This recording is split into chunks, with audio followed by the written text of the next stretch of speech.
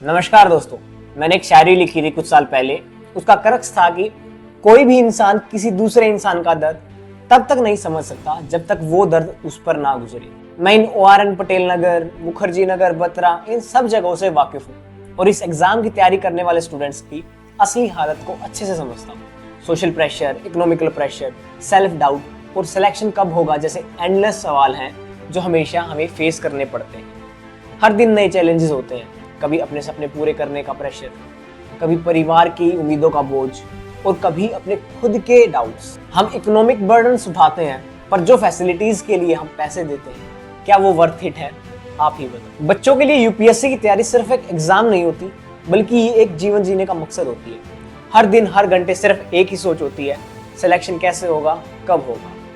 हम लोग अपने सपने पूरे करने के लिए सब कुछ दांव पर लगा देते हैं, लेकिन सिस्टम हमेशा हमें फेल कर देता है।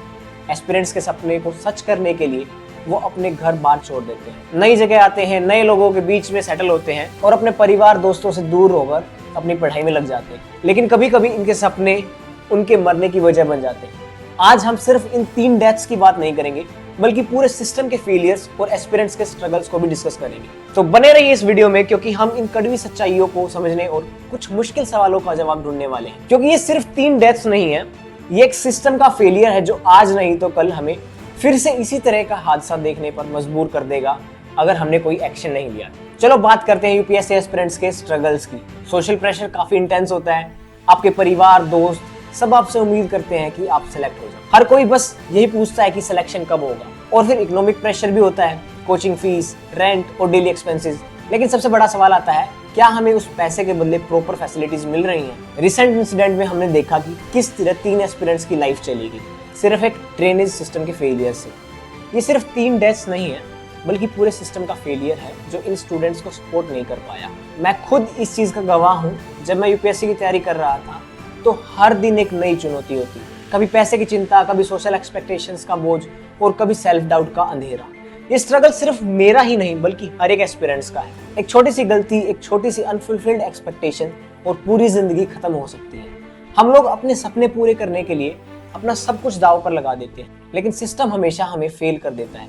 फैसिलिटीज के नाम पर हमें सिर्फ डिसअपॉइंटमेंट मिलती है। वीडियो को शुरू करने से पहले इस इंसिडेंट को डिस्कस कर लेते हैं। 27 जुलाई को राजेंद्र नगर के राउज IAS लाइब्रेरी के बेसमेंट में पानी भरने से 3 यूपीएससी एस्पिरेंट्स की डेथ हो जाती है। बिल्डिंग के बाहर बारिश के कारण लगभग 3 से 4 फुट पानी भरा हुआ था और पुअर ड्रेनेज सिस्टम के कारण वो पानी बढ़ता जा रहा था। बिल्डिंग के सामने गेट्स ने पानी को रोक रखा था, लेकिन तभी एक SUV यहाँ से गुजरती है, जिसके कारण सारा पानी का बहाव बिल्डिंग की तरफ हो जाता है और वो गेट टूट जाते हैं, जिसके कारण सारा पानी का फ्लो बिल्डिंग के बेसमेंट में हो गया। बिल्डिंग के सिक्योरिटी गार्ड ने भागकर लाइब्रेरी में बताया, जिसके कारण अफरा तफरी में बच्चे वहां से निकले। लेकिन 3 स्टूडेंट वहां से नहीं निकल पाए, जो श्रेया, तान्या और रमीन थे। अब यहाँ गलती तो हमारे सिस्टम की थी, लेकिन गिरफ्तार उस SUV वाले को किया जाता है। एक सिस्टम पहले ही गलती करता है और फिर ऊपर से ये एक्शंस लेकर तो अपनी नाकामियों में सोने पर सुहागा लगा देता है। अब सड़कें गाड़ियां चलने के लिए बनी है तो गाड़ियां ही चलेंगी। हालांकि हमें अब बोट्स खरीद लेनी चाहिए, जैसे हम अपने सिस्टम की हालत देख रहे हैं। लाइक बारिश के मौसम में हमेशा ड्रेनेज सिस्टम फेल रहेगा, क्योंकि सिस्टम तो अपनी गलती मानेगा नहीं और आप अगर गाड़ी लेकर निकले तो आपको अरेस्ट कर लिया जाएगा।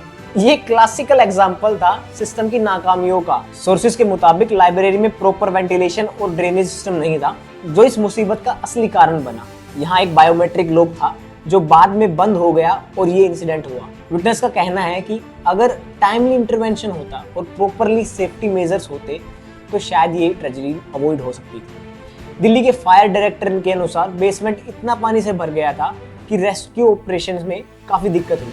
पानी को बाहर निकालने के लिए NDRF को बुलाया गया था और पानी के अंदर दिखाई नहीं दे रहा था, जो रेस्क्यू ऑपरेशन को और भी मुश्किल बना रहा था। अब बात करते हैं वाइडर इश्यूज और दूसरे इंसिडेंट्स की। कुछ दिन पहले एक एस्पिरेंट जिसने यूपीएससी प्रीलिम्स क्वालिफाई किया था और अब मेंस लिखने वाले थे, उसकी मौत करंट लगने से हो गई। लोहे का गेट था जो बारिश के कारण गीला था और उसमें करंट आ गया। ये सिर्फ एग्जाम्पल है, ऐसे कई इंसिडेंट्स हैं जो मीडिया में कवर नहीं होते, और अगर मीडिया कवर करती भी है तो क्या कोई प्रिवेंटिव मेजर्स होता है? आप बताओ। कोचिंग सेंटर्स की हाई फीस, हॉस्टल रूम्स की हाई रेंट और फैसिलिटीज का लैक, आज के एस्पिरेंट्स को ये सब फेस करना पड़ता है। पॉलिटिकल पार्टीज भी अपना वोट बैंक भरने के लिए इन इश्यूज को उठाती है। रियल सॉल्यूशन पर तो कोई बात कर ही नहीं रहा। सोशल और इकोनॉमिकल प्रेशर को समझना बहुत जरूरी है। कोचिंग सेंटर्स की इतनी महंगी फीस होती है कि स्टूडेंट्स को लोन लेने पड़ते हैं। 10 से 15 फीट के कमरे जिनका रेंट आसमान छूता है। ये सब स्टूडेंट्स के लिए बहुत बड़ी चुनौतियां हैं। रिसेंटली एक लड़की ने रेंट बढ़ने के कारण सुसाइड कर लिया। अगर पेरेंट्स ये वीडियो देख रहे हैं तो प्लीज अपने बच्चों को दर्द समझिए, उनके स्ट्रगल्स को समझिए। ये सिर्फ एक एग्जाम नहीं, एक जीवन का मकसद बन गया है जो अपने साथ बहुत सारी प्रॉब्लम्स लेकर आता है। अब बात करते हैं एक्शन और सपोर्ट की। ये वीडियो सिर्फ इन इंसिडेंट को हाईलाइट करने के लिए नहीं है, बल्कि उन सारी प्रॉब्लम्स को डिस्कस करने के लिए है जो यूपीएससी एस्पिरेंट्स फेस करते हैं। अगर आप पेरेंट्स हैं तो प्लीज अपने बच्चों का दर्द समझिए, उनका इमोशनल और फाइनेंशियल तौर पर सपोर्ट करिए, उन्हें मोटिवेट करिए और उनके स्ट्रगल्स को समझिए। और अगर आप एस्पिरेंट हैं तो इस वीडियो को शेयर कीजिए ताकि हर कोई एक एस्पिरेंट का दर्द समझ सके और हालात बेटर हो सके। अपने एक्सपीरियंस और प्रॉब्लम्स कमेंट सेक्शन में जरूर शेयर करिए ताकि हम सब मिलकर इस इशू को एड्रेस कर सकें। फ्यूचर में मैं यूपीएससी की कंप्लीट वीडियो लाने वाला हूं, तो प्लीज अपने व्यूज भी कमेंट सेक्शन में जरूर शेयर करिए। आज के लिए बस इतना ही, मिलते हैं नेक्स्ट वीडियो में। जय हिंद।